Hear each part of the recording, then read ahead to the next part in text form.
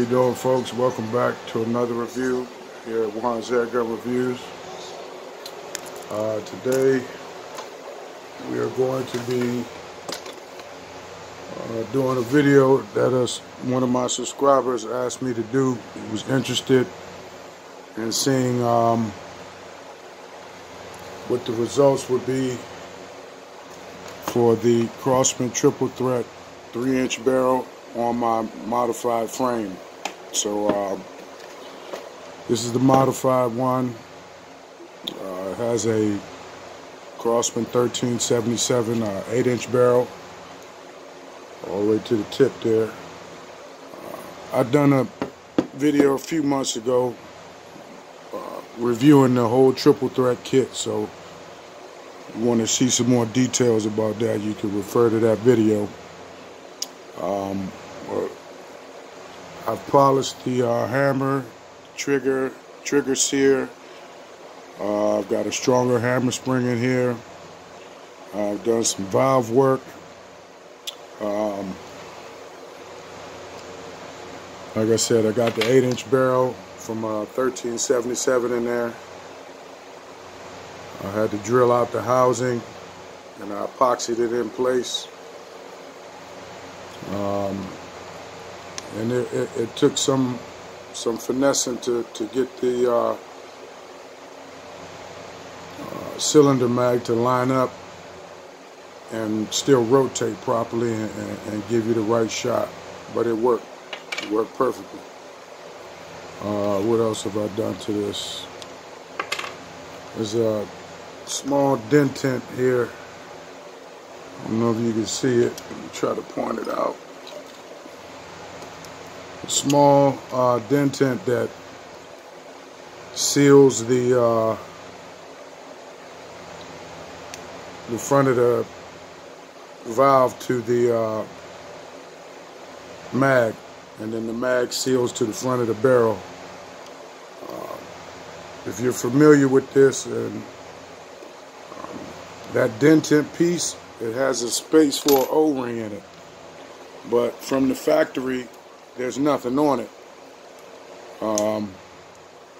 I never figured out why Crosman didn't put it there and have a space for it, so that's a way to get a better seal improvement on things. Also, there's a spring behind that dentent. You can put a stronger spring there. We've got a lighter valve spring in this. I bored out the valve a little bit for more volume. And I reworked, polished, ported the valve stem. So this one's bone stock out of the box. The viewer, I think his name is Dustin H. So if you're watching this, Dustin H., here you go. Hopefully this answers some of your questions. We're going to go ahead and get over to the chronograph and get some numbers over the chronograph for you. Be shooting the 7.9 grain hollow points, and we'll see what the differences is with the 3-inch barrel on stock frame and then the modified frame. So I'm gonna pause this video. We'll get over to the chronograph, get that part done, and then we'll get back here to the table. Alright, so we're here at the chronograph for the chronograph portion of the video. I got the modified frame and the unmodified frame.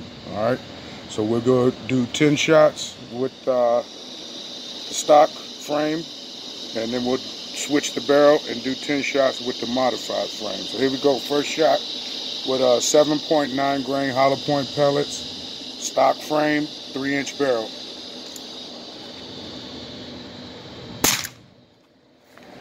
Got a 357.6.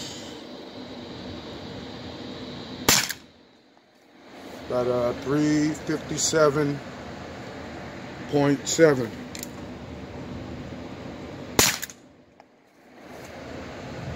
Got a 358.1.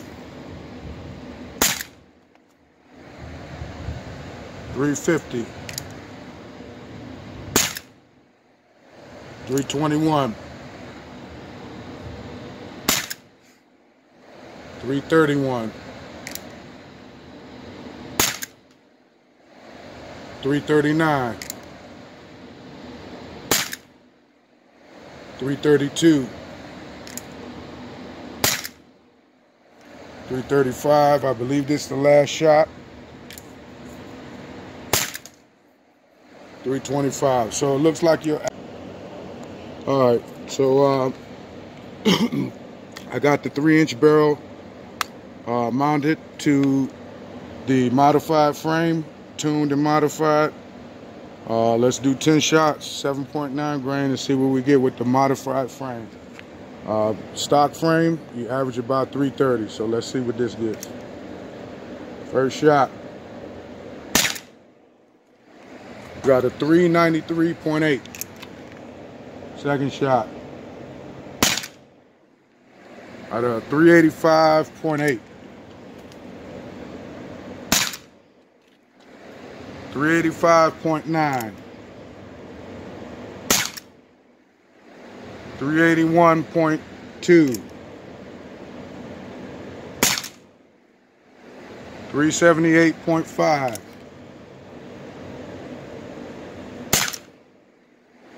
362.3. 370.5. 353.6. 345. Last shot, 332. So you actually can see the numbers are different. They're higher. I would say the average on this high was 389, almost 390, to whereas the stock frame was 350 high. You guys can look at the numbers and compare it yourself. But you can see this modified tuned frame is more consistent, and it gives you a lot more power more consistently. All right, so now we'll get back to the review. I'm gonna pause this and we'll finish out the video. All right, guys, we're back on the table. As you saw in the chronograph results, you know, my modified frame with the 3-inch barrel and 7.9 grain hollow points, the average was about 370 to 375, okay? Whereas the stock frame, 3-inch barrel, same pellets, was about 340 to 345. So you can see a significant difference in power.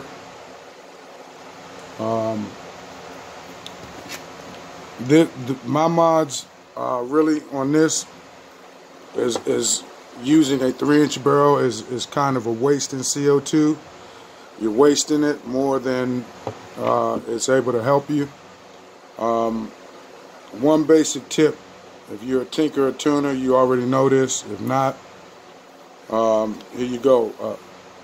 One of the simplest things you can do to draw more power out of your air gun or even a real firearm is have a longer barrel.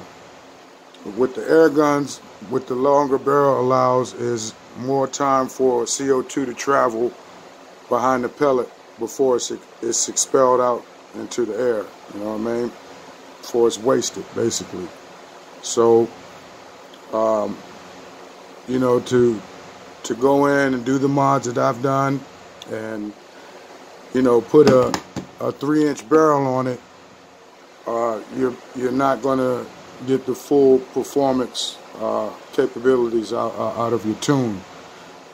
So that's why I went with the 1377 8-inch barrel, and it jumped up significantly with that.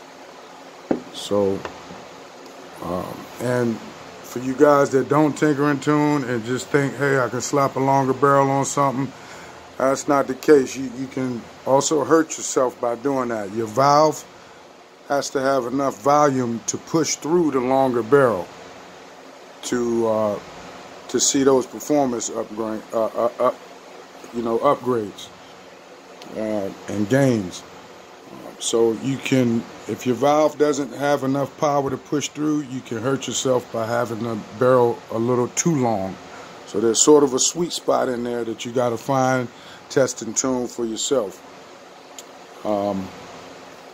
Well, like I said, as you get this averaged about 370 to 375, whereas this one stock 340 to 345. All right.